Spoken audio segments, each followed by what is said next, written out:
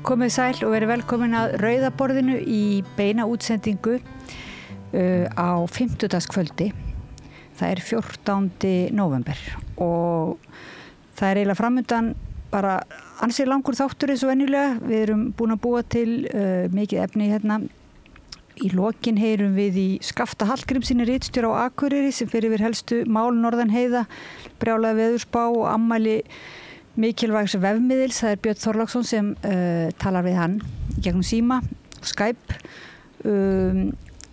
Við heyrum síðan í þremur listamönnum og konum sem eru í því sem kallast listvinnslan og veita dýrmæta ráðgjöf inngildingu og kemur ljós að inngilding er náttúrulega ekki bara eitthvað svona vók fyrirbæri sem að Brynjar Níelsson þolir ekki og aðrir segja sér eitthvað skraut. Þetta er, inngilding er í samræði við þau kemur ljós hún er upp á líf og dauða og kannski fyrir okkar, fyrir marga sem eru jaðarsettir en líka bara fyrir okkar samfélag.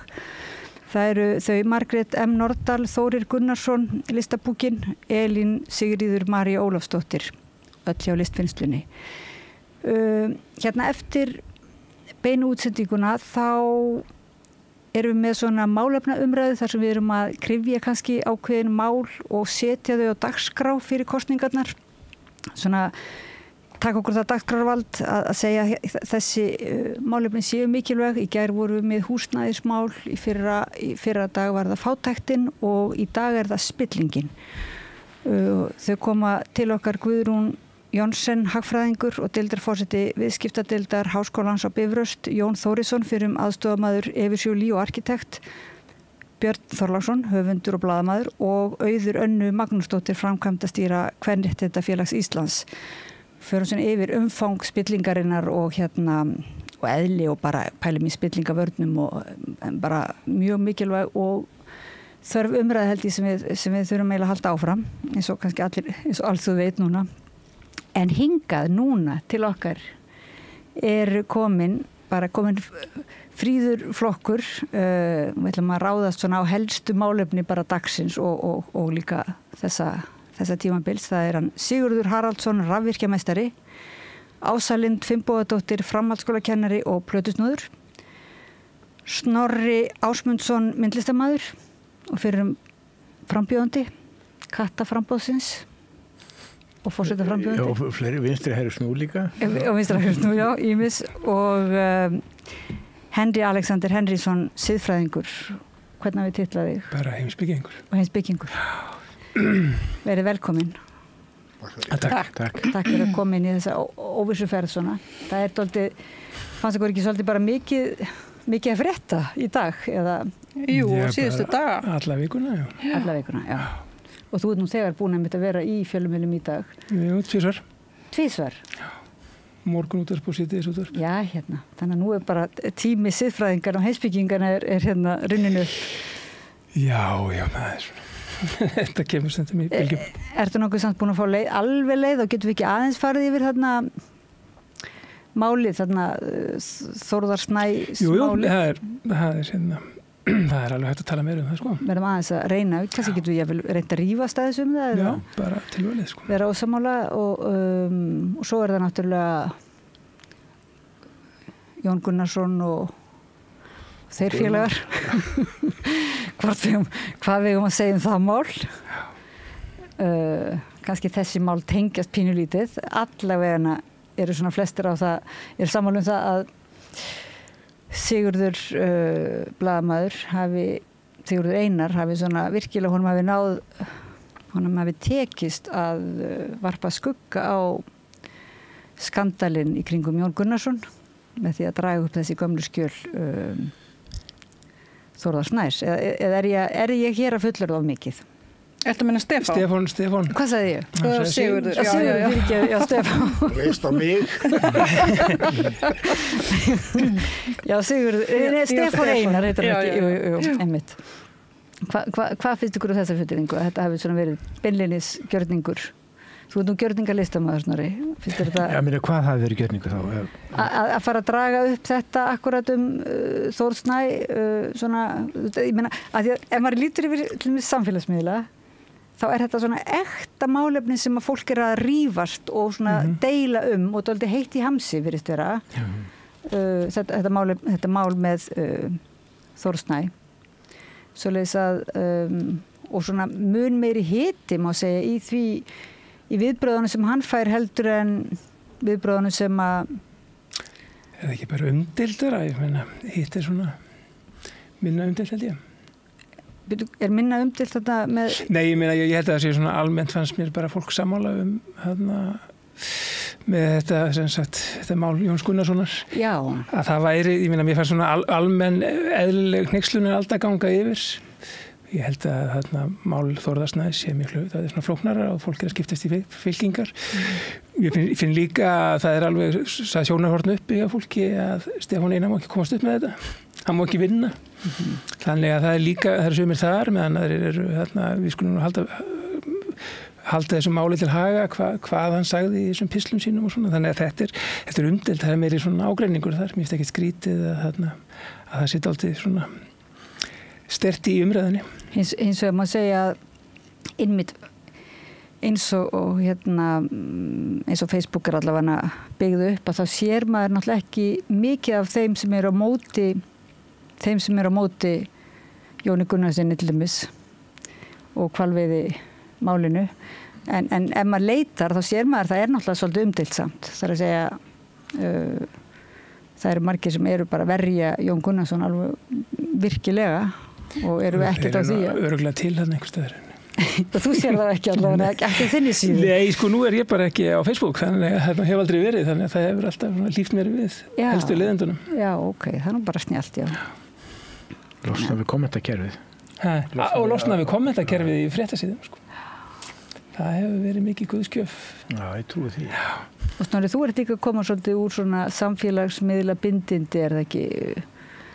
Já, jú, ég náttúrulega samt alltaf tengdur, sko. Ég var bara ég var í Svíþjóð í skóginum í 2 vikur og ég var þar ég fekk tækifæri til að vera einmitt einn í skógi yfir COVID-ið, svona heitasta COVID-tíman í 9 mánuði og það bara breytist eitthvað inn í mér, sko, að vera hérna bara einn í náttúrunni með einu gestirni voru dýrin og þetta var bara geggjað, sko, þannig að ég nýtti tækifæri að fara núna og vera hann í 2 vikur.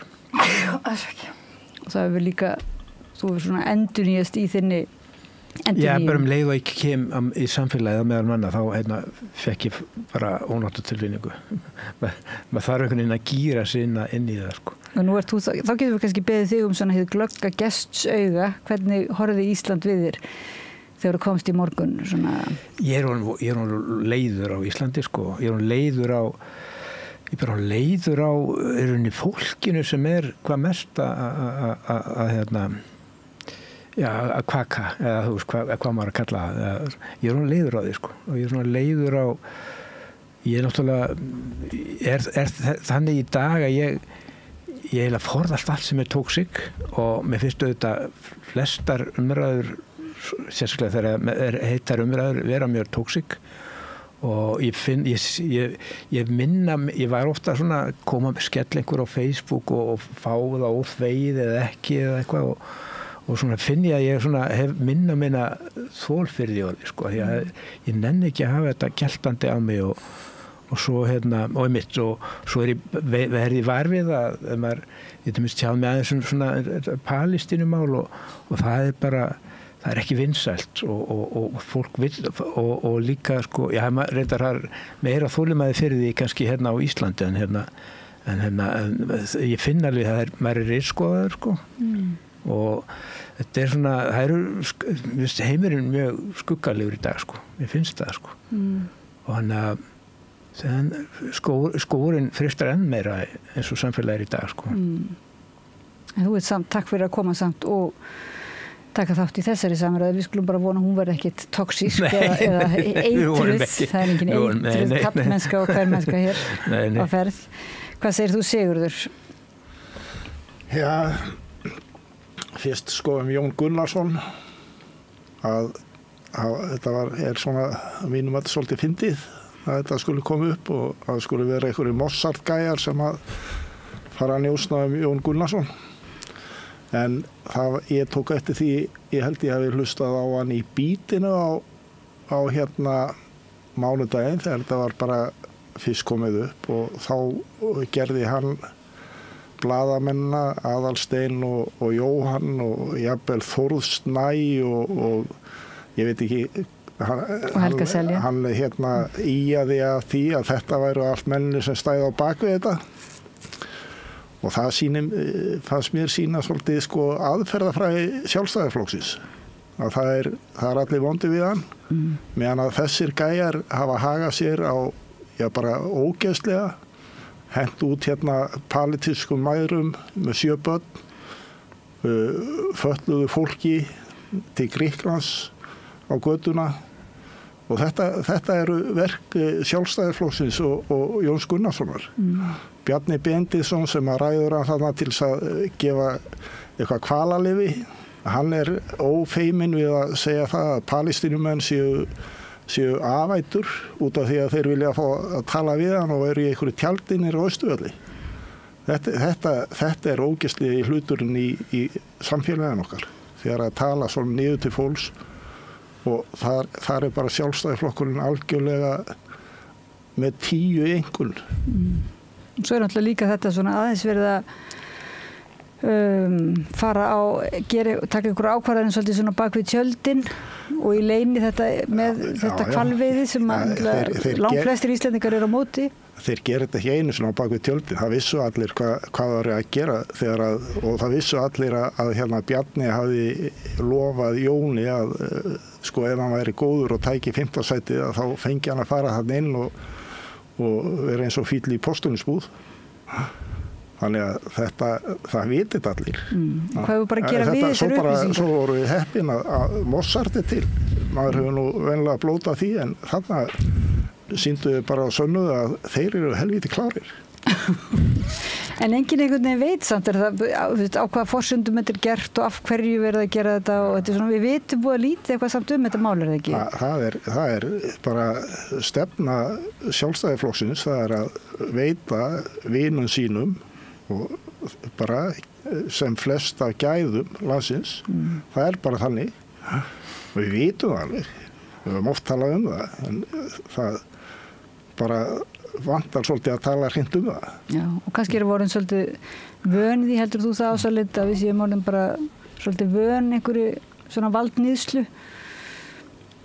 Ég held allavega að allt og mikil spilling hafi fengið að þrífast á Íslandi lengi og hún er oft tengd við Sjálfstæðisflokkin, já, og þeir kalla ekki bara Palestínumenn eða Bjarni við afætur heldur fara að tala erlenda glæpahópa í sami andrá sem er mjög alvarlegt að blanda saman einhverjum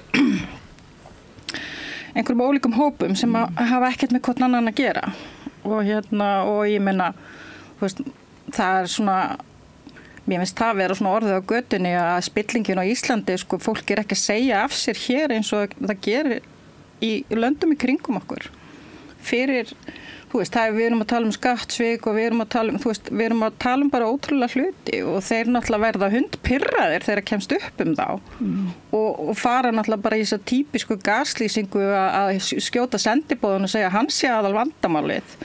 Ég meina, auðvitað hefði verið miklu betra hefði þeir bara látið okkur vita þessa spillingu en þeir náttúrulega gera það ekki þannig að mögulega þarf að nota einhver svona óhefbundnar leiðir þótt að ég sé ekkert að mæla einhverja njósnastar sem er bót en þá finnst mér hún ekki vera aðal vandamálið. Ég meina spillingin sem er búin að vera undir yfirborðinu þetta lengi hér einhvern veginn verður við mögulega að nota, já kannski ólöglegar, ég veit það ekki. Ég meina, var þetta borgaraleg óhlýðni eða nei, ég veit það ekki ég meina lögreglan með þetta mál, ég er svo sem veit ekkert lagatæknilega hvernig þetta fer en mér finnst það náttúrulega fyndið þegar þetta minnir á gerendur sem að bregðast við og fara að gera fórnarlambið af vandamálinu þetta er bara svona klassíst en nú ert þú kennari og það er kennaraverkfall í gangi sem að svona verði nú að segja fellur aðeins í skuggan af öllum þessum fréttum og þar er allavega svona miðja vikuna byrjuð að koma til neikvæð umræða og ég veit ekki hvort það er alveg sama, það er ekki það sama toga kannski, en svona þessi að kennarar væri raunverulega að valda börnum þjáningu og sem sagt umræðan það að kennarum var ekki sýnd tilhlýðileg virðing og þyrfti að breyta einhverju hugarfari í okkar samfélagi og sem varðar kjör og virðingu og annað að það einhvern veginn snýrist fljótt upp í það að þetta væri frekar svona illskeittur hópur sem að væri að hafa menntun á börnunum. Já, ég meina nú verkfallið farið að býta aðeins og ég meina og það bara, ég meina til þess það gert að það hafi áhrif og það óþægilegt þegar eru verkfall og það á að vera það. Ég skil alveg foreldra og börn og ég meina þetta auðvitað ömurlegt gagnvart börnunum en það ekki við kennarar að sakast, það við stjórnvöld að sakast, það við samfélagið að sakast sem hefur ekki virt þessa stétt. Og við erum bara að kalla eftir nýju gildismati eftir að umönnunar og fræðslustörf séu metin af velleikum. Og ég held að flestir séu alveg sammála því að þú veist, það fáralt hvað þau eru lágt launuð þeirra og svo tölum við alltaf þetta svo mikilvæg störf og þú veist, og ef börnin eru heima nokkra vikur, þú veist, ég meina ég skil alveg fólk fyrir vinnu og auðvitað er þetta óþægilegt. En ég meina þetta á að vera óþægilegt. Þetta er náttúrulega löglegt samt að fara í verkföll. Já. Þetta er lögleg leið og eins er alltaf talað að það sé skylda blaðamanna til dæmis að upplýsa sannleikann, jafnvel þótt hann sé óþægilegur og jafnvel þótt hann sé fenginn með ósiðilegum hætti eða hvað. Þetta er þetta ekki svolítið svona eilíf spurninga með siðfræðinga og heimspekinga, svona, þetta með upplýsingarnar og með aðgerðirnar. Já, eins og í þessu máli með Jón. Sko, mér finnst þetta ekki voðalega stórt mál, sko. Ég meina, þetta er gert mjög oft, en ekki mörg ár síðan til dæmis að landsliðsþjálfari Englands í knattspyrnu varð að hætta vegna þess að hann var platað til þess að blaðamönnum til þess að segja einhver orð með falinni myndavél. Ég meina, falin myndavél í öllum löndum notuð ofta fjölmiðlafólki og hefur aldrei þótt eitt stórmál. Ég skil ekki alveg umræðan í vikunni þetta sé eitthvað rosalega stórt mál, sko, það þá partur af þessu. Svo þetta náttúrulega líka samt aldrei skrítið mála því að það er ekki nokkuð leið að skilja hvað er að gerast þetta. Hverjum, sko, með fullri virðingu fyrir Jóni Gunnarsson, að hann hafi verið eitthvað sem sagt athyglisverður í lok sumars þegar væntanlega hefur verið byrjað að plana þetta allt saman. Það er haft samband við sonans í september, skildist mér. Það er bara Jón Gunnarsson bara eins ómerkilegur og nokkuð maður getur verið, maður sem var líklega á leiðinni af svona út úr stjórnmálunum. Þannig að þetta sé skipulagt þá er bara ekki svona óskiljanlegt. Þannig að maður svona grunar þetta sé bara hluti af einhverju miklu stærra, sko. Og þetta bara þessi ángi hafi bara verið laus og þess vegna hafi þeir dreift þessu myndefni að einhverju umhverfissamtök hafi pantað að sé fylgst með Jóni Gunnarssoni og þessum tímapunkti er bara næri ekki nokkru átt, sko. Nei. Þannig að það er eitthvað miklu meira sem eftir að koma upp úr í sambandi við þetta. En mér finnst það að sonur hans hafi verið plataður, að þetta er fullorðið maður og viðskiptafélagi, sko, að það að hann hafi verið plataður til þess að segja einhvað það var ekkert verið að plata hann þannig að verið að dáleiðan eða veiða einhver upprúnum með einhverjum leyniþjónustu aðferðum eins og Jón reyndi að gefa í skyn. Þetta reyndi fyrst talað eins og þetta verið eitthvað barnungur sonur hans og svo fór hann að tala hann hefði platað svo upp úr skónu. Ekkert að þessu náttúrulega passar. Svo sýndi Stöð 2 reyndar bara upptökurnar. Ég var ekki búin að sjá það fyrir í gær og þá sá maður og hann var bara nokkuð allsgáður og kom ágætlega fyrir sonur hans og var bara að tala mjög skýrt þessi mál og mér fannst þetta bara að koma mjög skýrt fram hvað var að gerast þarna, sko. Og það þetta hefur verið tekið upp og svo sett í fjölmiðla er bara ekki stórmál og hefur verið gert út allan heim alls í lengi, sko. Jú, en það talaði að loka heimildinni og talaði að þessi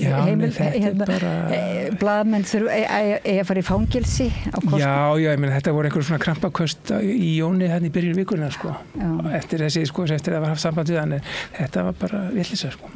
En okkar er svona að melda umræðinu einmitt og afvegaleiðist ekki og við erum náttúrulega að fara að kjósa og þurfum einmitt að setja, reyna að rifja upp hvað erum við að kjósa og hvað skiptir máli og þannig. Og þá er spurningum ef að vind okkur í næsta mál sem er þá þessi afhjúpun. Ég er alveg sammála þér, sko, það að þessi tímasetning og líka, sko, hver er gerandinn í njósnunum að hún er mjög skrítin, sko. Það er verið að ég verið að hugsa það sko, hvað verið í raun og vera njósna Já, það eitthvað allt annað sko. Það eitthvað allt annað. Já, en þetta hefur verið tilfallandi upptökur af sinni hans og það bara því verið lekið sko. En það lítur að vera eitthvað miklu meira í gangi. Bara einhver hafi verið að búa til að njósna við Jón Gunnarsson þegar þetta tekur tíma að undirbúa svona og náttúrulega setja peningi í þetta, það var enginn að gera það í lok sumars eða í byrjun september, það var bara Það er auðvitað líka skotmark að segja að þetta sé einhver svona náttúruverndarsamtök og því að náttúruverndarsamtök voru í gamla dag og jafnvel enn oft svona þeim var líkt við hryðjuverkasamtök sko. Þannig að það er greinilega það er ekkert langt í þá orðræðu sko. Þetta sé einhver svona hryðjuverkasamtök sem sé að vernda hvali, svona hryðjuverkamenn sem elska hvali. Eina manneskja sem hafði áhuga á Jóni Gunnarssoni sko í byrjun september eða núna í snemmhaust utanríkisráðherra sem ætlaði að fara fram í gegn honum í prófkjöri eða vantilega næsta vor sko. Þannig að það var eina manneskjan á Íslandi sem hafði áhuga á honum sko. Þannig að ég veit ekki hverju aðrir ættu að vera mikið að spá í hans stjórnmálum sko. En kannski hann góður svona Já, nú segi ég ekki meir. En það margt eftir að koma í ljós í sambandi við þetta mál, en þetta sem sagt að þetta sé eitthvað vandamál að blað hafi tekið, sem sagt, að fjölmiðl hafi tekið við upptökum. Þetta ekkert eitthvað siðferðilegt álitamál, það löngu búið að staðfesta að þetta sé bara mjög eðlilegt og þetta er bara, eins og ég segi, viðgengst við það. Og þetta er eiginlega hluti af rannsóknarblaðamennsku og rannsóknarblaðamennsku náttúrulega rannsóknarblaðamenn fara oft frekar óhefbundnar og svona leiðir á gráum svæðum, má segja. Já, ég meina, ég nefndi þetta dæmi með landsliðsþjálfara Englands í knattspyrnu því að ég man ekki betur en það hafi verið Daily Telegraph sem er svona hægri sinna fjölmiðill í Englandi sem stóða bak við það og blað sem svona flestir hægri menn vitna mjög mikið í sko. Þannig að það er ekki, þetta er ekki bara einhver vinstramegin sem svona aðferðir eru notaðar sko. En svo náttúrulega eru menn Grópilar var líka tekið svona? Já, ég segi það, þetta er bara að láta eins og sko, var talað upp af vikur en þetta var einhvað alveg hræðilegt og splungun nýtt að svona væri gert. En svo náttúrulega samtakt þessi velsæmismörk ekki og mannorðsmál og þannig að blaðamenn auðvitað það hægt að sem sagt kæra fyrir það að fara yfir einhverja Já, þetta þarf að vega og meta en þegar þeir málin snúast svona einhver efni sem er erindi við almenning þá er þetta ekki Nei, það er engin spurning. Það er engin spurning. En þá er komið að blaðamanninum Þórði Snæ sem hefur nú skrifað mjög sko óþægilega texta sem sagt sem blaðamaður, óþægilega texta þá einmitt fyrir oft einhverja hagsmuna aðila þar sem hann er að afhjúpa, þannig að hann hefur verið mjög kannski virtur sem rannsóknarblaðamaður af mörgum og auðvitað gagnrýndur af öðrum og mönnum hefur sviðið. Svo er þessi skrifans þarna sem að eru dregin upp, þau eru dálítið mikið svona af öðrum toga, þau náttúrulega ekkert, þar skrifar hann þetta ekki sem einhverju blaðamaður virðist vera svona, þetta er eins og tilraun til þess að tjá sig svona óheftan hátt já og ég las það að þú hefði sagt sko að honum það væri ekki hægt að segja fólki að fara að hætta að tala um þetta væri það svona alvarleg tjáning og þú teldir að hann kannski ætti bara að segja af sér eða ég að fara rétt við... Já, náttúrulega ekkert að segja af sér sko, nú hafa alveg hreinu að hann er ekki kjörinn fulltrú, hann er í framboði við sin samfélag hann er enga skildu eitthvað okkur sko. Nei. Þannig að við ekki að segja af sér og bara fara úr framboði. En stíga til hliðar einhver svona með hagsmunni flokksins í huga. Það sem ég á bara við og það er ég bara að tala svona kannski líka almennt sko að þarna eðli afsökunarbeiðna að hann setur fram ágæta afsökunarbeiðni hann fellur ekki þá gildur eins og maður er margoft síðan til dæmis að fara saka sem sagt aðrum hafa lagt gildur fyrir sig og þetta er alltaf öðrum að kenna, hann má alveg eiga það þetta er mjög fín svona afsökunarbeiðni sem er settið fram svona út í samfélagið og til vantarlega samflokksmanna sinna en það er bara eðlilega þess sem að biðst afsökunar að það þarf að sem sagt maður er bara að viðurkenna einhvað hafa átt sér stað það er viðurkenningin sem skiptir öllu máli en maður er líka að opna samtal sko.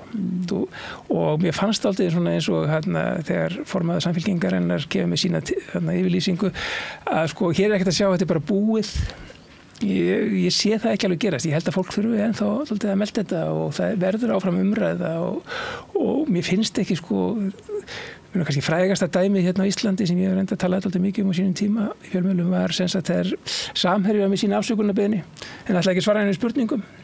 Mér fannst það svona dæmið afsökunarbeiðni sem bara gengur ekki og bara algjör svona bara öfumæli með afsökunarbeiðni og mér finnst aldrei eins og Samfylkingin sé að detta í þetta líka aftur að bara við ætlum bara að halda áfram og hann búinn að biðjast afsökunar og svo skilja alveg að fólk náttúrulega hann á sér marga stuðningsmenn og fólk þekkir hann á góðum verkum og vill styðja hann og svona á móti Stefán Einar vill ekki hann vinni og þetta skilja alveg stuðningi sem hann fær. En ég bara sé ekki hvernig það hægt að loka þessu þegar svona stutti kosninga Ég ekki að segja að hann eiga slaufonum og hann ekki eiga afturkvæmt og svo framvegis en eins og staðan núna finnst mér að hann ætti að finna leið til að stíga eftir leðar. Það er svolítið merkilt að heyra í þér. Ég gleymi náttúrulega einu, það er að ég hef verið að selja syndaraflausnarbréf í núna 25 ár og það er hægt að leysa svona mál með því að kaupa bréf og hann gerði þennan líka ekki. Nei, hann er ekki búinn að kaupa. Ég ætla að bæta því við þetta. Ég ætla líka að segja þegar hann er að tala, þá er svolítið eins og við séum bara komin aftur þarna á myrkar miðaldir það sem verið að meta í kaþólsku kirkjunni verið að meta hversu góð afsökunarbeiðnin er þarna alvöru iðrun að ræða það var nú og þannig að við erum aðeins komin þangað. Ég er náttúrulega maður fyrirgefningar hennar og mér finnst það allir að fá séns en það er eiginlega lykillinn að fá séns aftur einmitt að sína iðrun og jú, áður en að þú kaupir náttúrulega bréfið í framhaldi en svona þú sýnir kannski iðrun og sjáir það hugmynd einmitt að kaupa þið bréf og fá fyrirgefninga af þessum syndum. Og hjá þér er þetta þá er þetta ekki kannski meira í ætt við myndlist en kaþólsku kirkjuna eða? Þetta er bara almennt, þetta er bara allra trúarbragða í rauninni, þetta er bara almættið, hvernig sem þú kallar almættið, hvort það er Guð almáttugur eða hver það er Og hver ert þú þá að selja þessi ég er bara með leyfi frá almættinu til þess að og hef gert þetta og þetta hagnast ágætlega á því Er það og hefur fólk virkilega nýtt sér þetta og keypt? Já, það er alltaf einhver sala á þessu Er það að fara að byggja kirkju? Nei, en ég ætlaði reyndar að kaupa bankana ég gerði tilboð í bankana ég lagði inn tilboð til fjármálaráðherra og bankasýslunar að ég myndi kaupa bankana og borgaði með aflátsbréfum handa allir í þjóðinni handa hver einum einasta þannig að ég þurfti þá að skrifa í rauninni undir 350.000 Það er farið betur Já, það er farið miklu betur Og voru þá var einhver munur á aflátsbréfunum sem að til dæmis fjárglæfra mennirnir keyptu? Það eru 3 flokkar og einn flokkur er náttúrulega, hann er náttúrulega svo albesti, hann er líka fyrir syndir svona eftir að fremja, þannig að hann út til að gulltryggður En ég er reyndar eftir hrun, þá byrjaði ég með flokk sem heit Víkingflokkur, sem að var einmitt fyrir fjárglæframenn og kúlulána þegar sem gátu ekki borga peningi tilbaka það kostaði, það var dýrasta bréf, það kostaði 1 milljón, ég seldi reynir ekki neitt af því sem segir mér náttúrulega að fólk er siðlaust í þessum. Og svo ferðu fram hérna með kattaframbúðið og hitt frambúðið. Var einhver tenging þarna milli aflátsbréfa og dýraverndar? Já, ég stíg á stokk þegar mér er ofboðið Það er nú þau skipti sem ég farið í frambúði gegnum tíðina. Ég er náttúrulega þegar að tala svona illum sjálfstæðisflokkin, ég er náttúrulega bauð mig fram sem borgarstjórn í sjálfstæðisflokksins, þannig 2002 á móti Birni Bjarnasyni og það var svona, það var mín innganga, átti að vera mín innganga í pólitík. Ég ætlaði að vera borgarstjóri í Reykjavík fyrir sjálfstæðisflokkin og þeir tóku ekki vel í það og þannig að ég klauf það hefði ekki gengið verð hjá þeim Nei, og ég klauf flokkinn og stofnaði Vinstri hægri snú og við bauðum hana fram í kosningunum 2002 þannig að og einmitt svo hef ég boðið mig tvisvar fram sem formann sjálfstæðisflokkin og þeir hafa ekki þegið það þeir völdu Bjarna frekar Hvernig myndir þú taka á þessu máli ef að þú væri formaður? Taka á hvaða máli? Þessu njósnamáli þarna? Ég, að því ég maður fyrirgefningarinnar, kannski verður maður pínu siðlaus, en mér finnst þetta ekkert vera nýtt, sko. Mér finnst þetta ekkert vera big deal. Er þetta ekki bara það sem það hefur alltaf verið? Er þetta ekki bara að vera svona alla tíð? Bara fólk, svona eru kaupin á eyrunni og pólitíkin svona, hún heitir pólitíka því að svona eru kaupin á eyrunni. Þetta er ekki neitt eitthvað nýtt. Ég var ekkert nexlaður, ég bara, já, einmitt, svona hefur þetta alltaf verið. Ég meina, þannig að ég var ekkert að stuðaður, sko. Nei. Þannig að þetta greinlega stuðar ekki menn eins mikið eins og skrif blaðamannsins þarna. Mér fannst það heldur við seldur líka, hann hvað er hann, 25 eða 27 hann skrifar það og í einhverju menn breytast, menn þroskast, ég er ekki að verja hann, sko, en ég meina, hann sagði einhverja, ég las ekki nákvæmlega hvað hann talaði eitthvað niðrandi konur og eitthvað, ég veit ekki, og svo gerir segir fólk ýmislegt fyllirí og Íslendingar eru nú alltaf að gera einhvern óskunda á fylliríum og það þurfa allir á fyrirgefningu að halda, það þurfa allir að fá breyk. Þannig að ég er alveg til í að gefa Þórði breyk ef hann kaupir aflátsbréf. Þú ert með tilbúið fyrir hann? Já, það er mjög auðvitað að skrifa það fyrir hann, sko. Það sem kannski gerðist í umræðinni í dag, svona sýndist mér að það náttúrulega var mikil reiði gagnvart skrifunum bara inntakinu, sko, og mitt kvenfyrirlitningunni og þetta var svona, já, þetta var svolítið svona lúðaleg skrif eða svona gamaldags, hvernig maður getur lýst í kallpunga kvenfyrirlitningu einhver.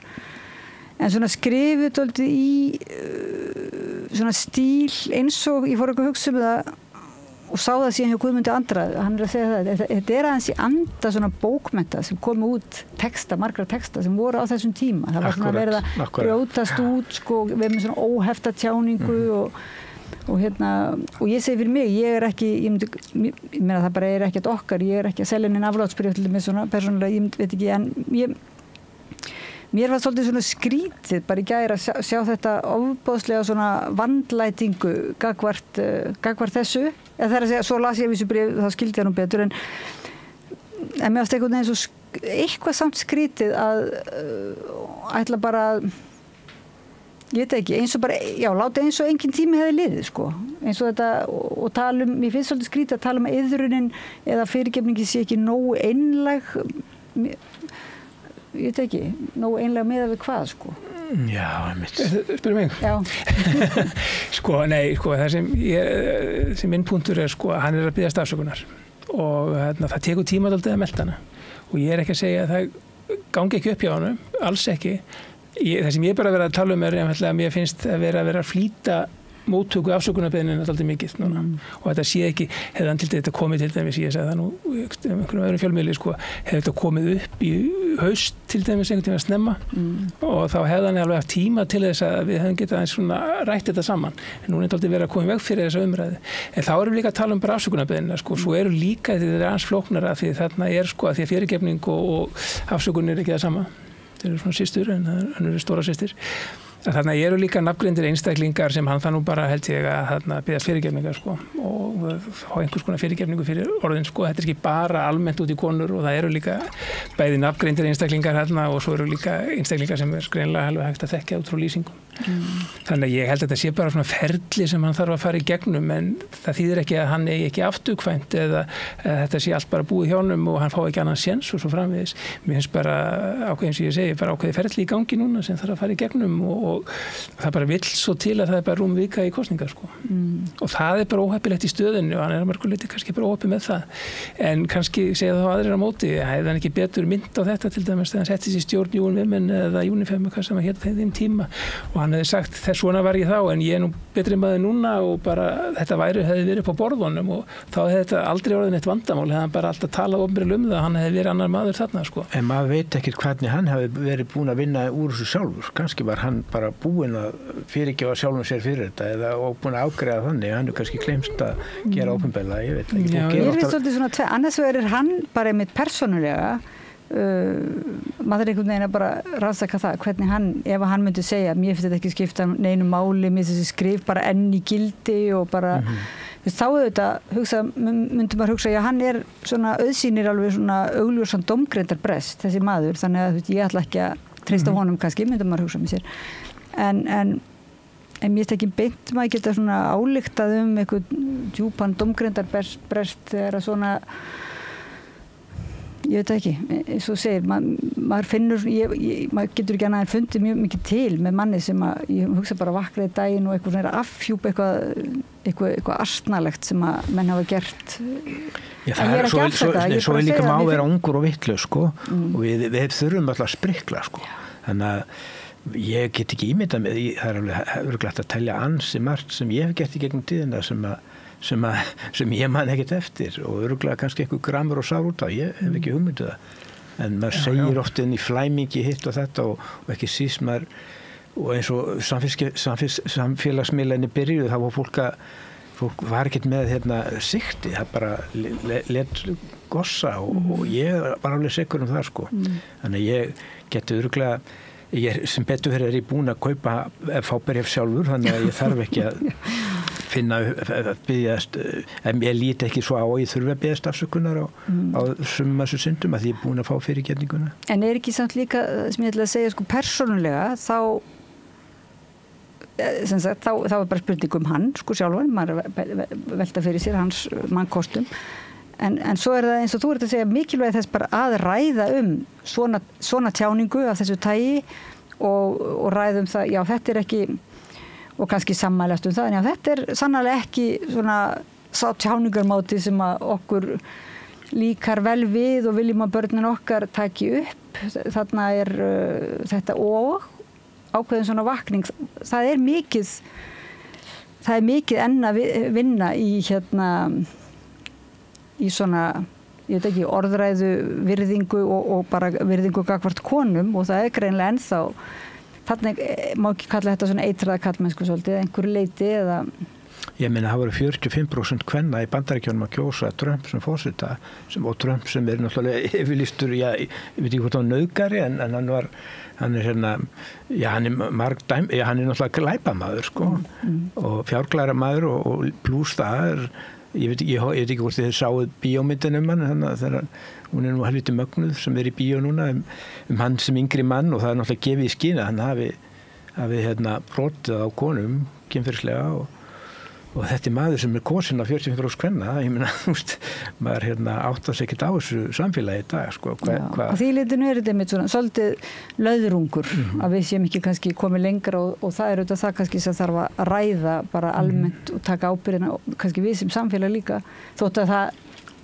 taki ekkert ábyrðina af einstaklingum, ég ekki að segja það. Þetta minnir náttúrulega óþægilega á, skiluru, það hvað var að segja, okkur finnst alltaf sjálfsagt samt að tala svona niður til kvenna eða þess að svona fyrirlitning hún svo lúmsk og ég meina hann var ekkert að segja þú veist þessi á heim í ljótu húsi eða eitthvað skilur hann var að tala svona alveg þú veist líkama og þú veist bara svona hlutgera og þetta var þú veist þetta fyrir eitthvað svona þetta minnir óþægilega á einmitt þetta bakslag sem í gangi núna og einmitt með Trump og Jordan Peterson og öllu þessu gaurum sem með kvenfyrirlitningu þannig að þú veist þetta allavega svona já stríkumanni svona öfugt sko en ég líka talskona fyrirgefningarinnar sko og ég meina mér finnst þetta gott hjá hann að biðja strax afsökunar og einmitt ekki vera að kenna neinum öðrum eins og Henry að benda á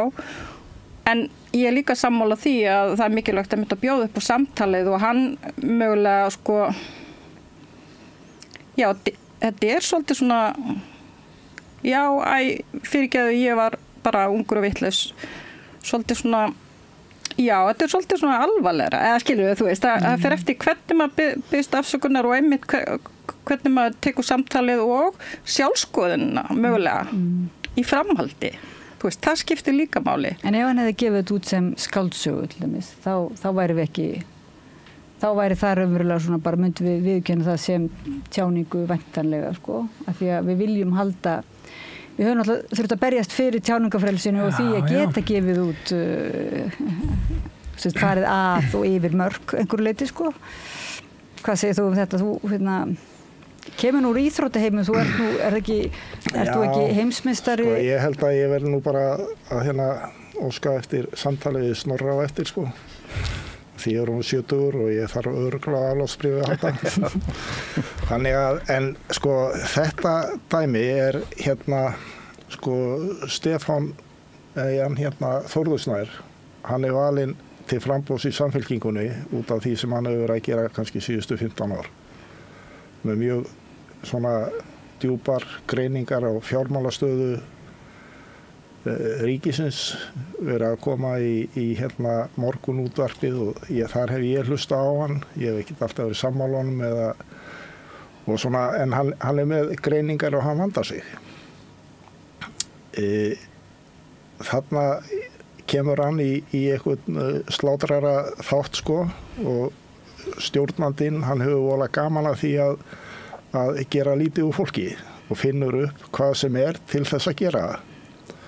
Og hann grefur þetta upp að 24 til 27 ára strákur sé að skrifa sem þýska stálið einhverja svona texta sem að nota benn voru í hruninu. Hvað var að gerast í hruninu? Voru ekki allir eitthvað starf á einhverjum skemmtibátum, dragandi einhverja litla stelpur með sér og töluðu kannski svona kvenfólk og þetta þótti fínt hjá einhverjum strákum í háskóla. Ég maður það að þegar hrunið var að þá var ég næstuðin farin að segja, heyrðu, þessir gæjar eru bara svona flinkir. Svo hrundi nú allt, bara eins og ég var búin að spá í 10 ár. En síðan sko hlustaði ég í morgun á hún Þorbjörg Helga Vigfúsdóttir var í segðu mér hjá Svanhildi Jakobsdóttur, Sigurlaugu Margrét, og þar sagði hún sko að það var mjög gott viðtal og skemmtilegt bara, ég hafði gaman að því.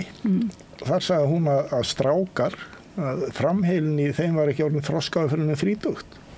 Passar það ekki bara alveg akkurat við þetta? Jú, það svolítið þannig sko. En sko, það var annað sem ég tók eftir, ég veit ekki hvort að þið hafi lesið það í Mogganum og þar kemur Sigurlausi siðfræðingurinn líkast til sögu að hann býr til frétt það að klúrskrif beindust einnig gegn börnum.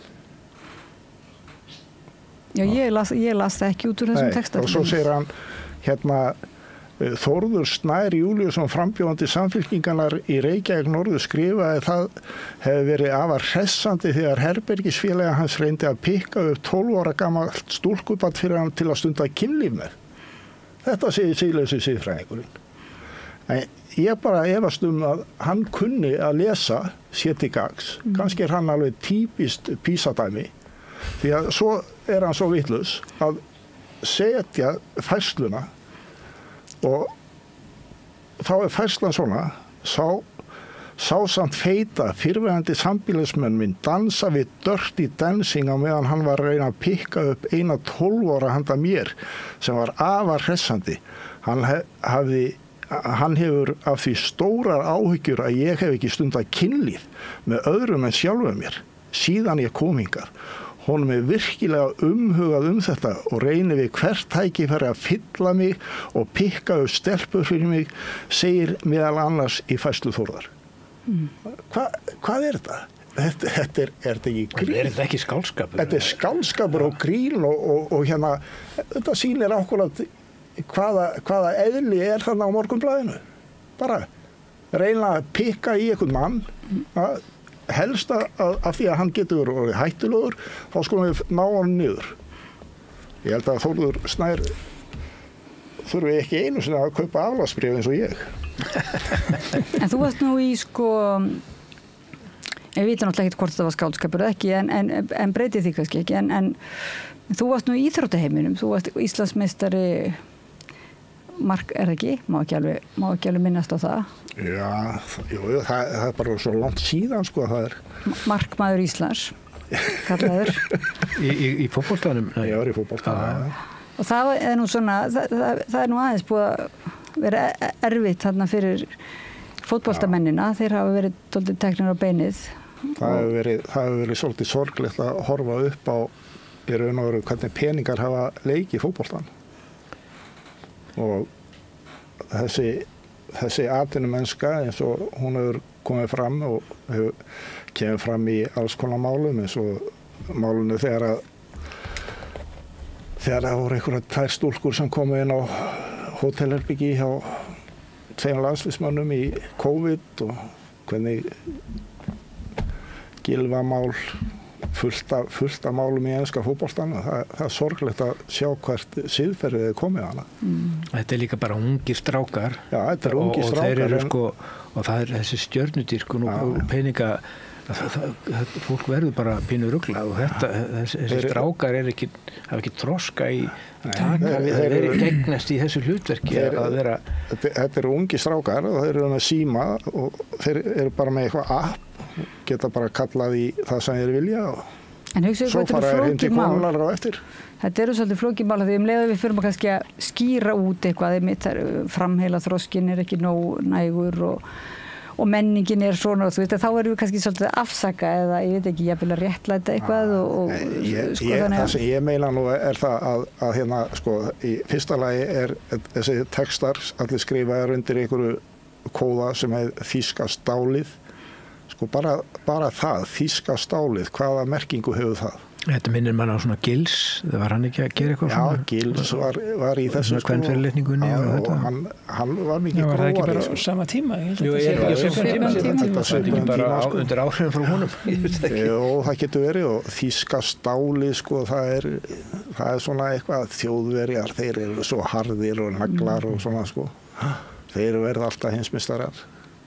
Þetta fyrir inn á sko mörg vondsvið. Strákur í einhverjum hérna félagskap í skoskum háskóla kemur þar einn og þar kannski að sanna sig fyrir vinunum. Já. En auðvitað verið áhugavert hefur hann ekki verið spurður sko Þóru Snæbjörn hvað var þetta og svona segja frá því það er eiginlega auðvitað punkturinn minn sko það er alveg hægt að sko halda hans áfram með þetta. Já. Hann getur alveg svarað hans betur fyrir þetta og það er enginn að halda því fram held ég svo ég veit sko það er enginn sem trúir því ekki að þetta eru hugmyndir sem hafa ekki verið ráðandi í hans lífi síðastliðin 20 ár sko. Þannig ég held að það sé engin spurning. Þetta er bara kemur á þessum tíma og fyrir mér er þetta kannski sko að því að eins og ég segi, hann er ekki kjörinn fulltrúi. Þetta er ekkert líkt til dæmis Klausturdóna talinu sko í þeim skilningi sem var bara á sama tíma og menn eru kjörnir fulltrúar og það má ekkert líka þessu saman þannig sko. En fyrir mér er þetta bara fyrst og fremst og ég er nú að vera að svara því sko, fyrir mér er þetta bara hvað gerir samfylkingin í þessari stöðu eða kannski ekki þessi flokkur heldur, hvað gerir þessi hópur, hvernig er best að leysa úr þessu sko. En við sem ég er ekki í samfylkingunni og þetta sjálf og sér kemur mér eiginlega takmarka við þessum leyti sko. Ringja í mig eftir og kaupa bréfhandum. Já, það var bara málið dögt. Eftir mig bréf fyrir flokka. Það er A, B og C. A, B og C, já. Það taka kannski bara stærsta. Hvað ráðleggjóru mér? Ég ráðlegg alltaf A vegna þess að þetta er líka fyrir syndir sem átt eftir að fremja. Þannig að þú ert alveg safe. Ég þurfi alveg á því að halda. Já, fyrir flokk sem er á leiðinni kannski ríkisstjórn, hann þarf A. Já, ég held það. Það er bara það sem mun gerast. Já, þá getur hann líka þá getur ef Bjarni væri búin að kaupa bréf þá væri hann allt í lagi að standa í svona baktjaldamakki búin að fá fyrirgefninguna. En Íslendingar selja nú líka aflátsbréf í umhverfismálum í loftslagsmálum sko þannig að umhverfissóðar umhverfissóðar geta bara svona keypt aflátsbréf frá Íslandi og fengi vottun upp á að vera þá er ekki minna vist spor eitthvað svolítið.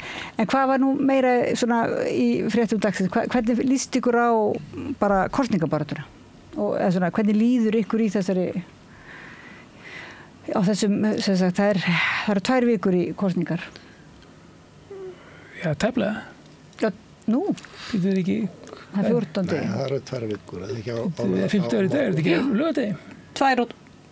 2 vikur og 2 dagar. Já, alveg rétt, það er rúmlega, já. Ok.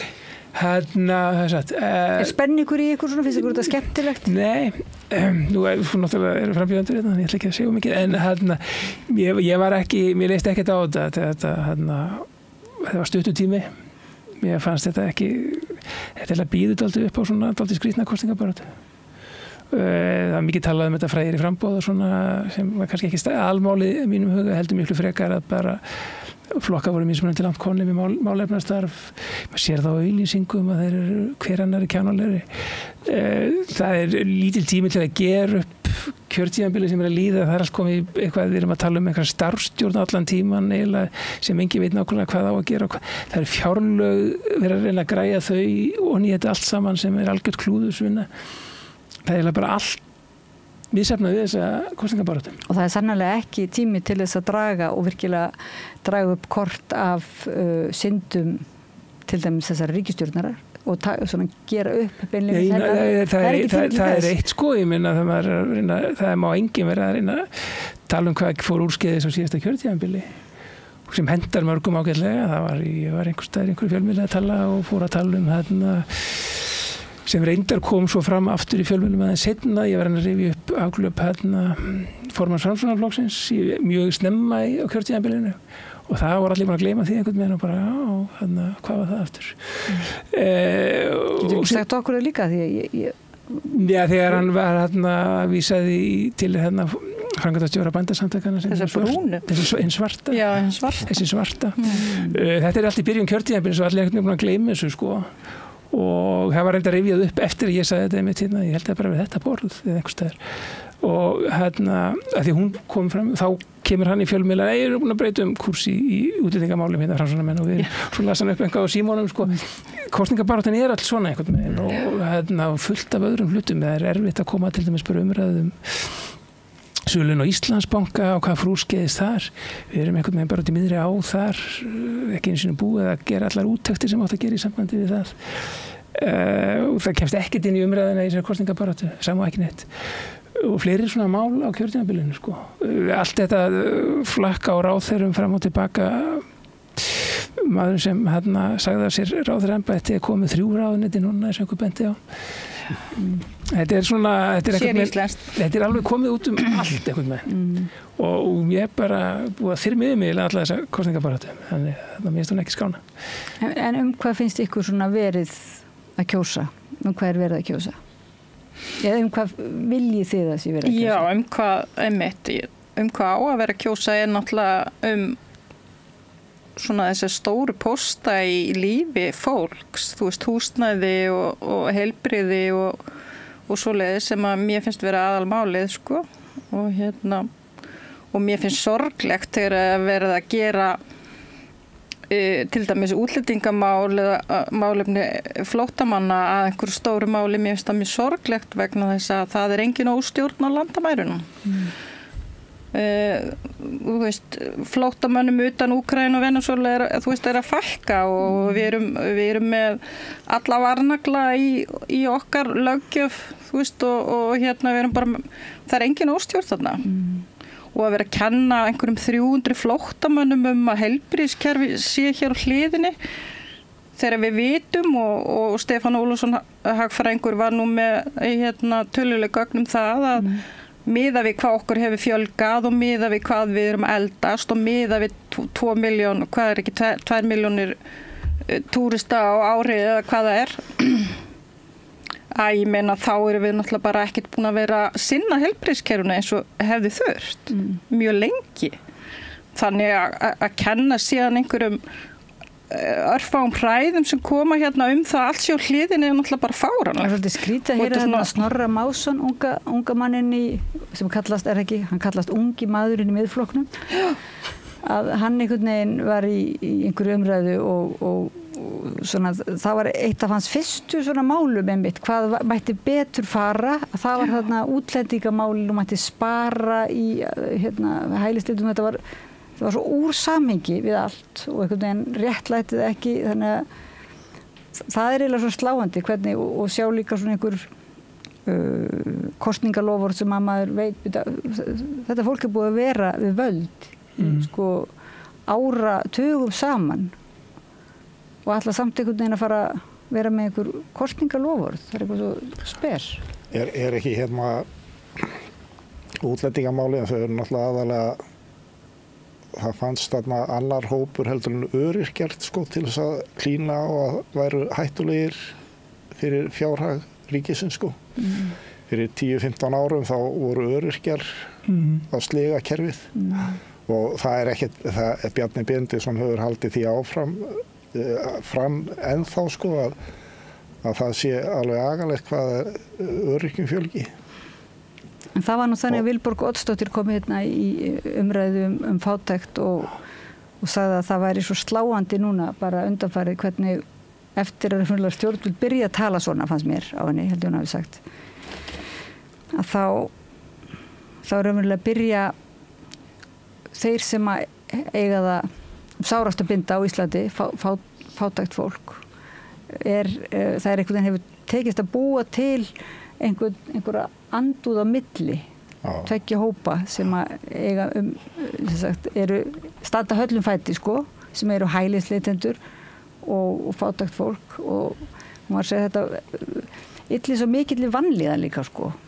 Mér finnst sko, það er allir að tala þetta útlendingavandamál og ég held stundum sko, ég veit ekki, það búið að vera náttúrulega umræðum þess að glæpa hópa hérna, og þessu umræð er ekki opinber. Fólk er að tala þetta sín á milli, en það er eins og fjölmiðl hefur ekki eins og byrst þetta. Það er að segja sko, þeir sem eru í rannsóknarblaðum sko hafa ekki þorað að byrta þetta, þannig að ég veit heldur ekkert hvað það er, hvað upplýsingar stjórnarmenn okkar hafi sem við höfum ekki. Maður veit ekkert alveg nákvæmlega allt, hvað er, með full vissu hvað er verið að tala þeir verið að tala útlendingar. Mér finnst þetta að vera, það er ekki verið að tala þetta flóttafólk, ég skila þannig að það sé ekki verið að tala þetta flóttafólk á Palestínu eða hvað það er þetta skugga, þessi skuggi þessa glæpagengja sem allir eru drullur hætti við sko. Og mér finnst það einhvern veginn menn þurfa aðeins að í að því og þá einhvern veginn, já ok, við þurfum að þetta er mál sko. Það er að blanda þessu tvennu saman fyrir svo ótrúlega í taugarnar á mér að því að þetta er algjörlega aðskilið. Ég meina auðvitað er til einhverju glæpahópar sem eru mögulega að koma hér og það er bara hræðilegt og auðvitað eigum við að reyna að stoppa það. Ég meina ég er ekkert, fylgjandi galopnu landamærum bara fyrir alla, bara hello, bara alls ekki. Ég meina auðvitað verður að vera einhver svona regla og ordra og en hún þarf að byggja á mannúð, hún á ekki að byggja á einhverju reglugerð. Ég meina það kemur enginn fyrst til Íslands. Og þessi Dyflinnarreglugerð, og við getum alltaf bara einhvern veginn sendt alla tilbaka, það kemur enginn fyrst hingað, lengst út í en að vera að tala svo þess að glæpahópa í sömu andra og þessi flóttamenn og þetta stríðshrjáða fólk og svona, já, mér finnst það allavega alveg ótrúlega.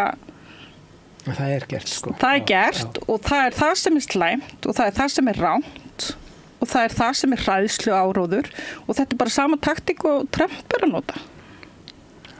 Og þetta er bara, á hvað plan erum við komin? Ég ætla að fá að draga allir ekki land með það, ég var hvart þessari kosningabaráttu.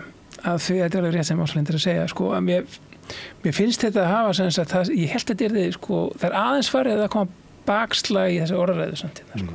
Maður sér það hvernig miðflokkurinn er búin að toppa greinilega. Þetta er ekki alveg að vinsælt og það var hérna í byrjuninni sko. Þannig að það er þó búin að vera jákvætt að þetta er ekki sama trompið og var hérna í öllum umræðum alveg stanslust. Það er aðeins búin að sljáka í þessu sem betur fer.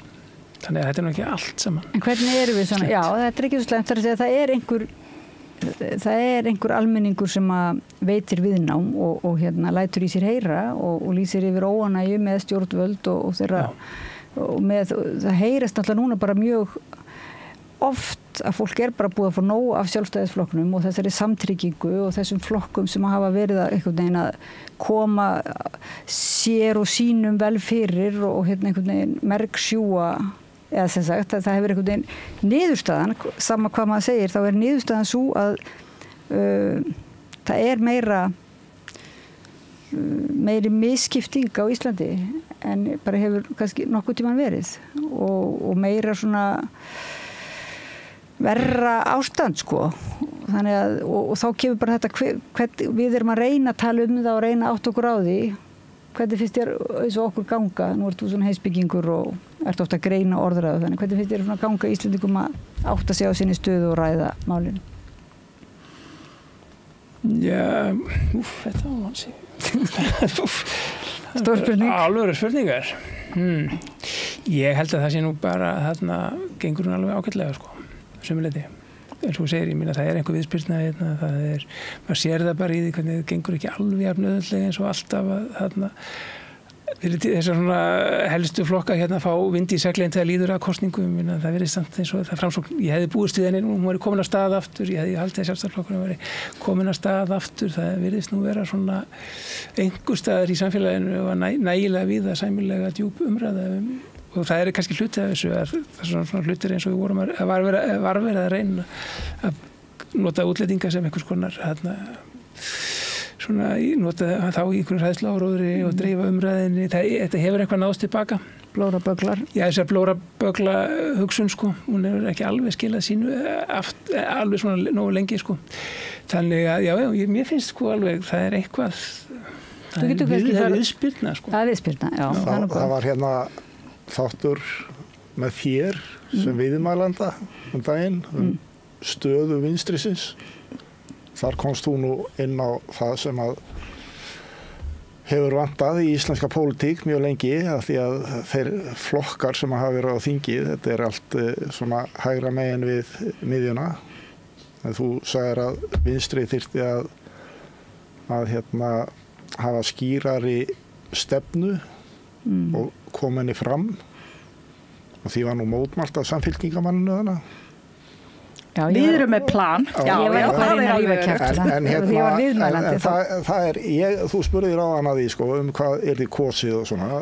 Ég held að það veri kosið skattamál og það veri ekki kosið skattalækkanir Sjálfstæðisflokksins, það veri kosið skattahækkanir Sjálfstæðisflokksins því að þeir hafa hækkað skatta 100 skall á hvern einasta landsmann frá 1989. Það er bara það sem að liggur á borðinu með það maður uppfæri persónuafslátt með launavísitölu og það var kosið húsnæðismál og það ég myndi vilja sjá að sósíalistar hefðum skýrari stefnu í raun og veru húsnæðismálun og tækjum á lífeyrissjóðakerfinu í leiðinni og bara skildum lífeyrissjóðana, bara settum lögum það að þeir lánuðu óhagnaðardrifnum leigufélögum 150 milljarða á ári til að byggja fyrir bæði hjúkrunarheimili og íbúðir og lánda til 80 ára. En er há skattahækkun að hækkum 100 ár síðan 1989? Já, það er bara... Er það há skattahækkun? Að hækka skatta frá 1989 100 árskronur? Já, það er hátt þegar að sko ellilífeyrisþegi sem með 320.000 krónur, hann borgaði ekkert í skatt 1989. En í dag þá borgar hann 65.000 sem hann setur með persónuafslættinum og svo borgar hann 30.000 í viðbót. Já, þetta er 100 á skallin sem var skattfrjálst.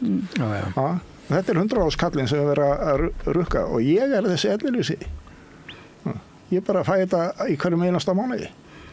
Dreigaði 60 krónur í skatt? Nei, það er dreigað af mér í kringum 85 eða 6.000. Svo fæ ég persónuafslátt, en ég þarf að borga upp undir 30 skall af 320 skallum. Þannig að þegar að vera að tala loforðið skattalækkanir, þá er það bara skattalækkanir áfram til auðhringja það er skattahækkun og Stefán Ólafsson sýndi þetta hérna í grein að það er skattahækkun á 8 af 10 tíundum og það er meðal annars út af því hvernig persónuafslátturinn hefur ekki fylgt launavísitölu en það er skattalækkun upp á 6-7% á efstu 2 tíundunar. Þar er skattalækkun. Að skattalækkun í eignasköttum og alls konar á hverjir er þetta sem er að fá njóta þessar skattalækkanum Sjálfstæðisflokksins. Það er ekki ég og þú. Alveg þess að sko þú þarft að selja helvíti mörg aflátsbréf til þess að komast Ég borga ekki skatta þér. Nei, er þau ekki alveg undan þeim? Ég held að það sé alveg sér. Þú eru ekki alveg skatta. Nei, svo eru náttúrulega skatta undanskotin líka sem að hefur ekki, það hefur nú ekki beint eins og hérna hvort það hefði verið virkt eftirlit með skattaundanskotum og öðru, þannig að það sko, það sem ég að segja, það þarf að koma skýr stefna og hún hefur komið að mörguleiti skýr. Ég var nú að hlusta á Gunnar Smára núna í einhverju þætti sem var í kvöld hjá Varbergi. Hann var svo eini sem að tala það, það þarf að tala frið, hvernig á að koma á friði. Og það, stríðsráðherrann á Íslandi, hann sagði, hvað ert þú ekkert að hlusta á það sem allir segja? Þú veist, ef allir segja það að það er að vera ófriður, þá eigum við sko ekki að hlusta á alla. Við höfum að standa upp og segja, nei, við viljum frið. Já. Mér finnst það svo bara, sko, kannski er svolítið skökkmynd hérna við Rauðaborðið, ég segi það ekki, þá kemur hérna alveg stór hópur af fólki og það er ekki bara í einhverjum einum eða tveim flokkum, heldur úr öllum áttum og mér finnst svona, og bara víðar á samfélagsmiðlum, það er eins og svona, fólk sétt alltaf, eins og þú tala um þetta viðnám, Henry, það er svona, fólk er alltaf, sko, fólk er byrjað svona að reyna að greina svona bullshitið frá hinu sko og reyna svona að skilja, ekki alveg láta áróðusmeistarana bara dáleiða sig sko. Þetta er eins og ykkur svona vísindaskáldsögu þess að við vorum svona dáleitt af áróðusmeistarunum og svo bara svona heila þvegin og svo erum við núna svona hrista hausinn og rifja líka upp alls konar, rifja upp að við gátum einmitt veitt við nám, þú veist, eftir hrunið og okkur fannst svona okkur hafa mistekist svolítið og þessi byltingarna, allar byltingarna dálítið það er einhvern veginn bara dó út en svo svona núna þá erum við aðeins að finnst mér rifja upp hvað við getum nú alveg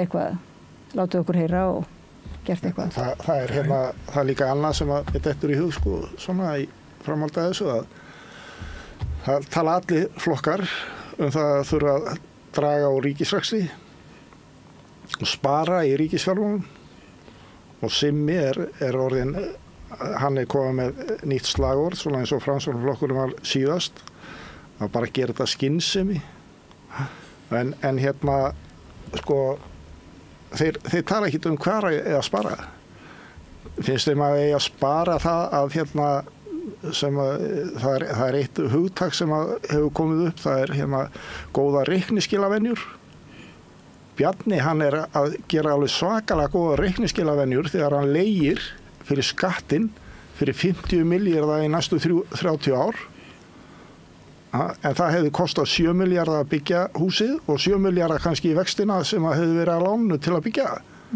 en þetta eru svakalega fína reikniskilavenjur að skila Pétri í eitt 26 milljörðum Landhelgisgæslan hvað haldið að kosti að leigja þyrluna á mánuði 2 þyrlur sem kosta 8,5 milljarða. Var ekki líka Trump bara ríkur af skattaafslætti? Var það ekki? Mér skilst það. Já, ég meina, talandi skattsvik og Sigmund Davíð og skynsemina, ég veit ekki, hann kannski segja að það sé bara skynsalegt að svíkjast undan skatti, ég veit ekki, ég meina, það er allavega, það er ekkert bak við þetta hugtak hjá hann, skynsemishyggja, ég meina, hann útskýrir það ekkert. Ég meina, skynsamlegt fyrir hvern. Ég meina, það er ekki sama sem er skynsamlegt fyrir fjármagnseigandann og fyrir vinnandi fólk, bara alls ekki. Eða þann sem á 10 íbúður og þann sem er á leigumarkaði, þú veist, það er bara ekkert sami hlutirnir sem eru skynsamlegir fyrir alla hópa. Þetta er bara svo innantómt. En líka bara orð, því mann hefur nú fundið þótt svolítið svona væntum orðið skynsemi, eða það er svona eitt af þessum, er ekki svona frekar gott orð eða þannig? Nei, það finnst mér ekki. Var ekki? Jó, ekki, hvað er þetta? Já, nei, mér hefur þótt svolítið væntum. Með einföldu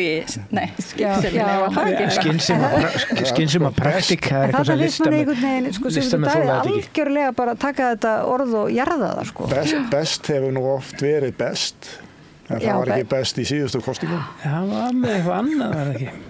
Hann byrjaði sko með þetta væri rökhyggja. Já, þetta var rökhyggja fyrst heldur. Sko. Já, rationalism, sko, hann er að taka þetta orð. Róttækur rökhyggja. Róttæk rökhyggja. Og ég bent honum einhvern tímann á það væri nú bara alls ekki það sama að vera jafnbundin, sko, bara langt í frá. Þannig að þá tók hann þetta upp, skynsemishyggja í staðinn. En hvaða svona orð þetta þér leitt að sjá tróðið ofan í áróður svaðið? Getur nokkuð... Þetta meina eitthvað slókan eða? Já, eitthvað svona sem að... Nei, minna, bara eins og þetta skynsemi og praktík, þetta eitthvað sem að fyrir mig, listamanni sem að nota annað heigra kveila heldur en þetta, þá þetta bara maður finnst þetta bara hálf ógeðslegt, sko, bara þessi orð, sko. Já, en hvað svo leiðilegt. Já, þetta er mjög leiðilegt. Hvað finnst þér svona jákvætt orð? Bara frelsi. Það er búið að mista það. Frelsi, já. Það er alltaf jákvætt. Já, það er alltaf. Vera glaður og frás. Já. Gleði og frelsi. Við erum öll að vera glöð og frás. Sósíalistaflokkurinn að taka orðið tilbaka. Frelsi fyrir alla, ekki bara suma. Og ekki bara frelsi til að græða, heldur frelsi til að lifa og líða vel og eiga í sig og á. Það er frelsi. Og ekki, og frelsi líka persónulegt, sko. Já, algjörlega, einmitt, og frelsi til að líða vel, frelsi undan ofbeldi. Meina, hvað orð þykir þér vænt svona, eða hugtak svona gildi eitthvað? Ég var hrifin af mannúð. Mér finnst mennska svo leiðilegt. Já. Ég var eitthvað hvert yfir því, en mér finnst mannúð, mér finnst mennska eitthvað vond. Já. En að því það er á móti köttum og svona, það er eitthvað við erum menn en já, dýrin eitthvað aðskilja okkur frá dýrunum, einmitt. En mannúð finnst mér eitthvað, ég veit ekki hvort það er rögglegt, en mér finnst eitthvað mannúð fallara svona. Já, en er mannúð stórt hugtæki í dýravelferð og svona, sko. Þú ert með það mannúðlegar aðferðir og mannúðleg alls konar, þetta er allt. Vissulega situr okkur aðeins hærri stall en það er samt alveg nærri við það, sko. Dýrúð getur verið, eða svona samúð, skinn. Eitthvað sem humane er svona. En dýrin eru náttúrulega skinni getur verið. Það er nú kannski einmitt, orðið sem ég kannski var að leita var auðmýkt. Auðmýkt er eiginlega svona uppáhaldsorðið mitt. Því auðmýkt er það, sko, ástand sem að þú ert færum að breyta þér, færum að læra, taka inn, sko. Að því að þú ert ekki auðmjúkur eða þú ert í hroka, þá ertu náttúrulega ekki að taka inn. Þannig að auðmýkt er rosalega vanmeti. Það er, menn held að maður sé að auðmjökja sig eða eitthvað, en þetta er svona, þetta ástand að vera auðmjúkur er ótrúlega fallegt ástand. Það er mjög fallegt. Ég sammála því að það er svolítið misnóta líka. Ég hef séð að það eru margir farnir svona að segja sjálf, svona pólitíkus ég er mjög auðmjúkur í þessu embætti. Fyrirgjöðu Snorri, það var allir verið að taka þetta. Nei, ég hef ekki hitt neitt segja það. Nei, ég get heldur ekki vísað þig neitt. Þetta er svona eftir minni. Nei, það er líka hægt að segja eitthvað en að meina það ekki, sko. Það er munurinn á að segja og svo að vera það, sko. En orðin alltaf halda samt merkingu sinni oft þótt að sé misnótuð eða svona. Hvað orð finnst þér þykir þið væntum? Þetta er mjög erfið spurning, sko, líka. Ég þori alltaf að segja það. Mér langar að nota skins.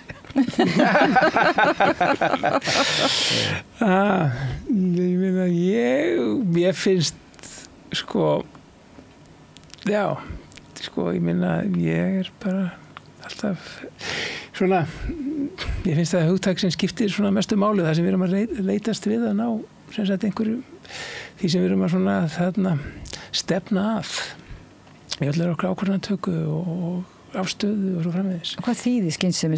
Bara leið maður búin að heyra þetta nokkru sinnum hérna hjá miðflokksmönnum, þá maður bara búin að gleyma hvað þetta þýðir. Já, svo náttúrulega er það sem Ása segir, ég meina, svo er þetta fyrir hvern og þú veist, þetta afbaka þetta allan hátt, en þarna skynsemi er náttúrulega það að reyna að finna leiði til þess að skoða mál frá ólíkum hliðu, reyna jafnvel að átta sig á öllum svona viðeigandi þáttum í ákvarðanatöku og þegar maður er að skoða einhver mál.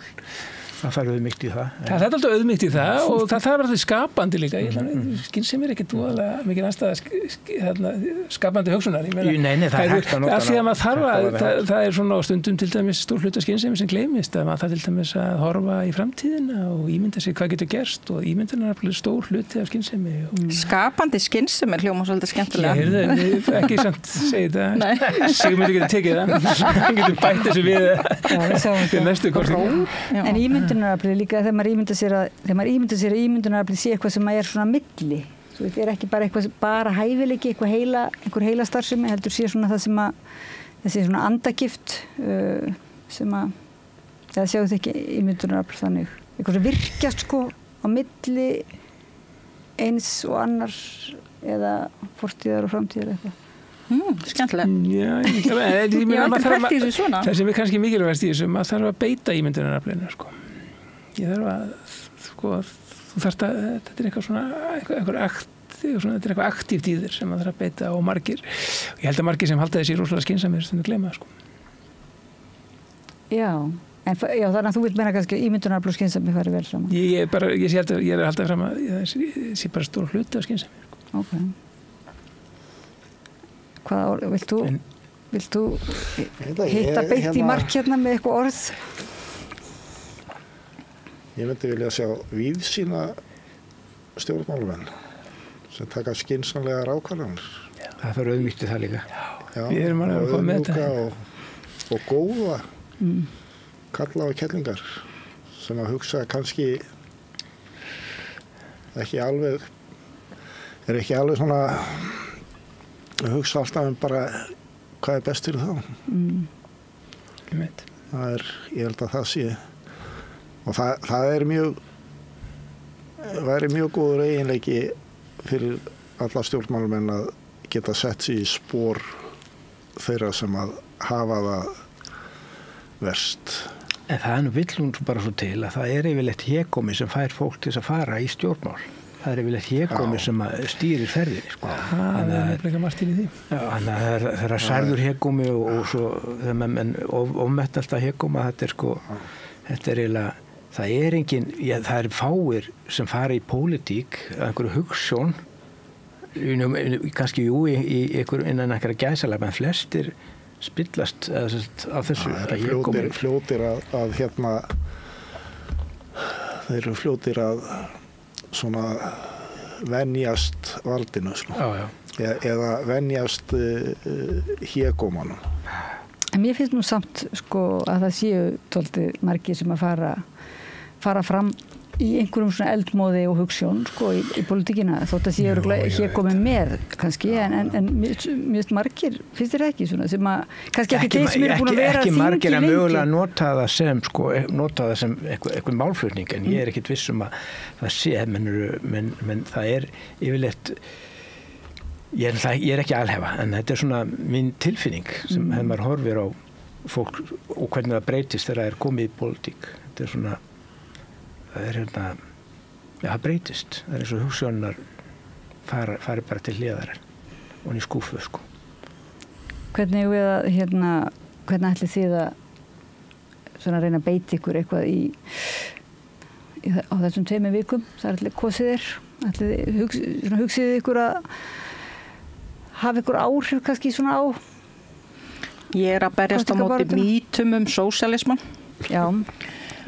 Svo þreytt á þessum mýtum gamla Rússland eitthvað og þú veist, eitthvað bara já, ég er svolítið þreytt á því og halda það að sósíalismi af því að ég er nú í framboði fyrir sósíalista má alveg segja það að hann sé á móti viðskiptum eða móti, þú veist og einhvern veginn þú veist, þetta var náttúrulega engin sósíalismi sem var þetta var náttúrulega bara fasismi eða feðraveldis, þú veist ég veit ekki hvað sko einræðis eitthvað og þú veist að skreita sig með þessu orði sem að innihaldi var ekki til staðar það er ekki sósíalismi á Kúbu heldur það er bara einræðisherra það er eitt orð sem hefur verið ansið vel misnotað sósíalismi bara samfélagshyggja já, bara félagshyggja, bara dreifing valdsins og mannúð, ég meina þetta er svo basic en það var alveg svona vel skil ekki hvernig er hægt að vera á móti þessu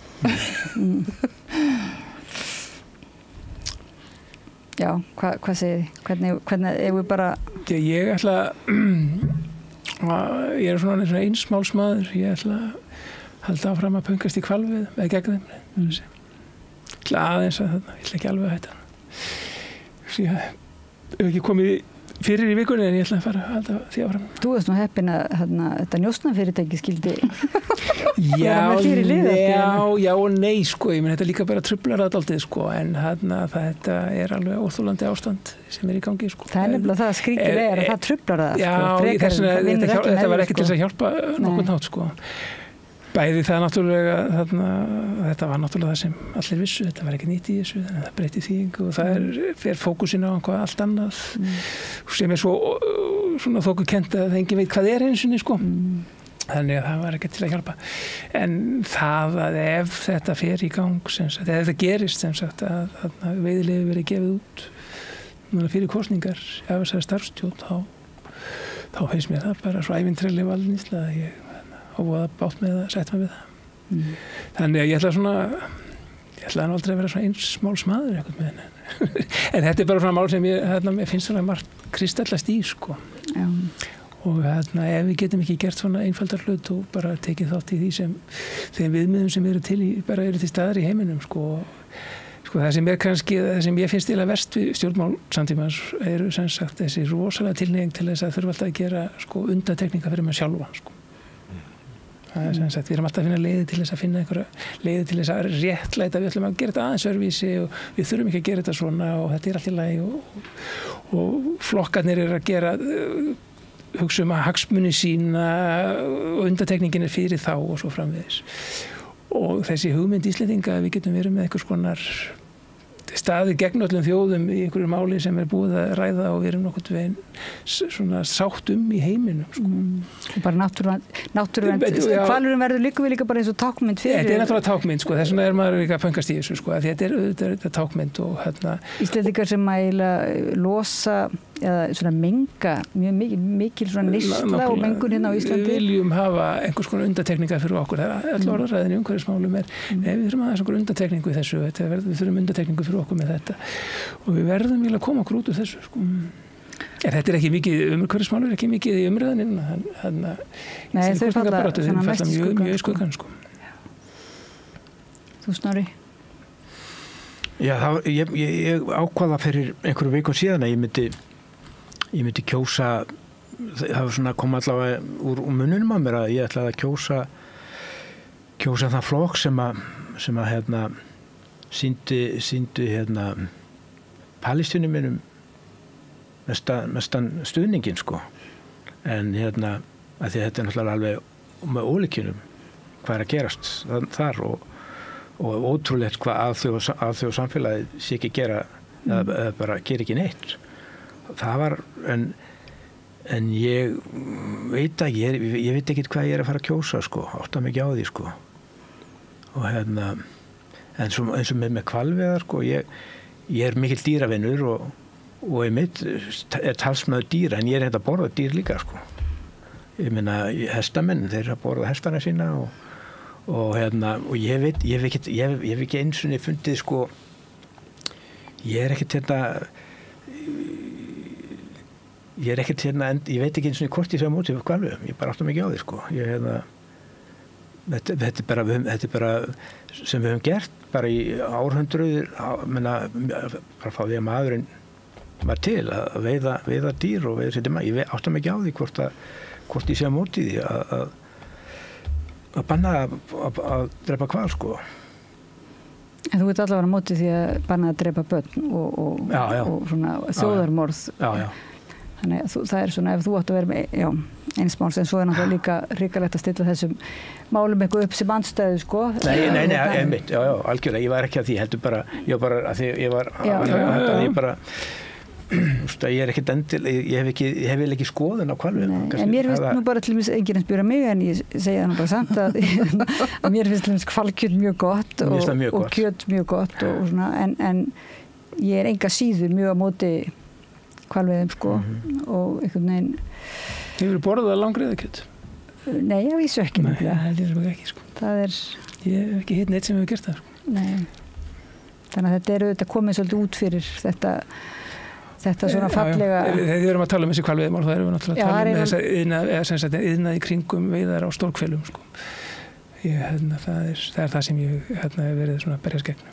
Og það er einmitt alveg sama hvort mönnum finnst hvalbitinn góður eða eitthvað svo, eða menningin, sjálf þetta er alltaf stórmerkileg menning sem Íslendingar og inn í tungumálun líka, það er hvalrekinn og hvað var unnið mikið úr hvalnum og svoleiðis, allt saman, en við þurfum ekki að forsma á það þótt að þessi komin tími til þess að líklega til að hætta þessu, því þetta er einhvern veginn á allt öðru forsendum í okkar samfélagi núna.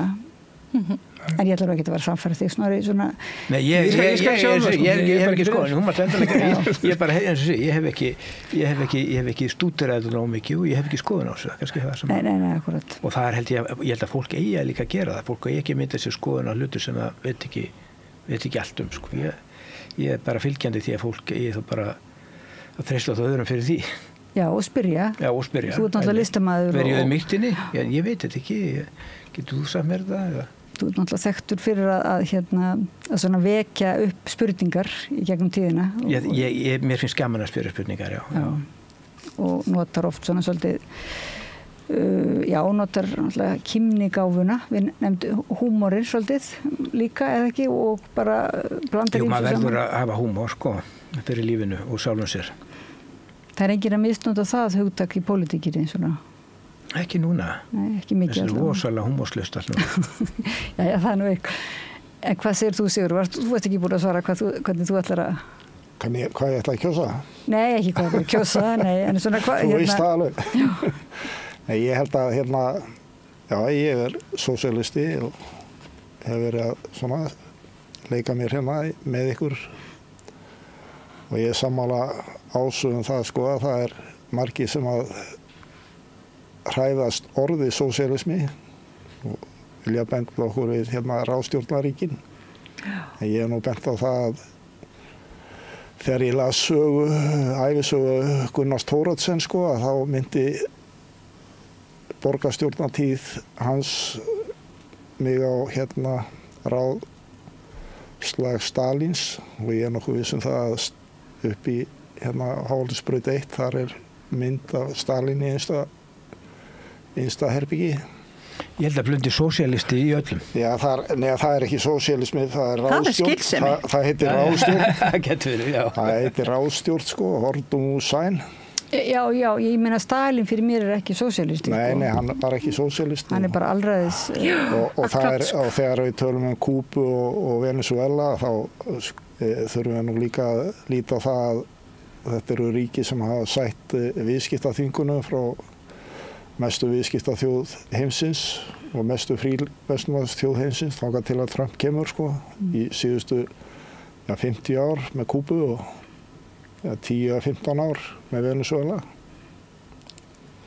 En svo mér líst bara mjög vel á frambjóðendur sósíalistaflokksins. Ég hef trú á þeim að þeir eigi og vonandi komast þeir á þing og þeir eigi eftir að breyta orðræðunni á þingi og koma fram með það væri frábært að sjá Sönnu og Rán, Davíð, Guðmund og Smára. Þau myndu snar breyta umræðuna á alþingi. Þau fara öllin. Já, þetta er svona sósíalísk slagsíða hérna. Nei, ég er ekki þetta er bara miðillinn í mér sko. Já, ég segi það, ég er svolítið hræddur það sko. Ég er hræddur það fyrir hönd sjálfstæðismanna sko. Því að þeir vilja það ekki. Þau eru ekki óttast, ég meina, þetta er ekki bara fín mótvægi, þau eru ekki öll mótvægi, þau eru ekki öll sjónarmið og alltaf. Nauðsynlegt mótvægi því að það kemur hvergi. Það er búið að vera síðustu 8 ár eru búin að vera algjörlega bara, það hefur ekki verið talað neitt pólitík. En þarna náttúrulega er líka þessi viðsnúningur orðræðinni, það er verið að vara við að þeir flokkar sem að vilja svona djúptækar breytingar, að það séu þá byltingaröfl sem séu hættulegu og svona, á meðan að það er kannski þessir flokkar sem hafa verið á alþingi sem hafa eiginlega bylt okkar samfélagi og brotið það niður, okkar samfélagskerfi. En þá fer maður nú svona, já, þetta er nú svolítið, við þurfum svolítið að ræða þetta áfram. Sagði einhverjum daginn, sko, ég held að sé komin tíma á að gefa sjálfstæðisflokknum langt frí. Já. Hann er búinn að vera ansi mikið við völd hér frá upphæðu lýðveldis. Og svo er alltaf verið að tala einhverja vinstri stjórnir, þú veist, 3-4 sem koma í eitt kjörtímabil og svo tekur hann strax við aftur. Ég meina, það er ekkert hægt að breyta samfélaginu á einu kjörtímabili. Við þurfum vinstri stjórnir hérna í mörg kjörtímabil og við þurfum að byggja upp. Getur þú kannski búið til svona orlofsbréf og afhengt þeim sem hafa verið aðeins of lengi á alþingi? Já, ég meina, gerist það ekki bara sjálfum sér að þau fá sér aflátsbréf að þau finna að þegar þú verður fyrir breytingu, verður fyrir andlir í reynslu og þú kannski finnir, ég er búin að vera hérna lengi, best ég færi þá núna viki. Langt orlof. Kæra þakki fyrir að koma til okkar að rauðaborðinu og ræða málin í beinni útsendingu. Við bara eiginlega förum svona, látum ímyndunaraflið og líðandi stund leið okkur áfram. Það Sigurður Haraldsson, rafvirkjameistari og fyrrum markvarðarmeistari, Ása Lind Finnbogadóttir, framhaldsskólakennari og plötusnúður, Snorri Ásmundsson, myndlistarmaður og Henry Alexander Henrysson, heimspekingur. Hjartans þakkir fyrir að koma og hlustendum áhorfendum þakka ég kærlega fyrir að fylgja ykkur eftir og bið ykkur að fara nú ekki langt af því að við höldum hérna áfram við rauðaborðið og ræðum næst bara fyrir beint í djúpulögina og ræðum spillingu á Íslandi. Takk. Við erum í útvarpinu á FM 89,1. Þarstan að tala borgarfulltrúa. Borgarfulltrúar Sósíalistaflokksins eru með viðtalstíma alla mánudaga klukkan 13:30 til 14:30. Það þarf ekkert að bóka tíma, endilega kíkja við í Bólholt 6, 105 Reykjavík. Það komin tími til að breyta húsnæðiskerfinu. Hinn eina sanna breyting sósíalismi. Allt það besta ókeypis. Fáðu þér vatn að drekka.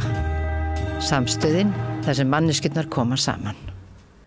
Sósíalistaflokkurinn vill að húsnæðiskerfið hætti að vera leikvellur braskara. Meira stefnuna inn á xjóð.is. Með því að ganga í leigjendasamtökin styður þú baráttu leigjenda.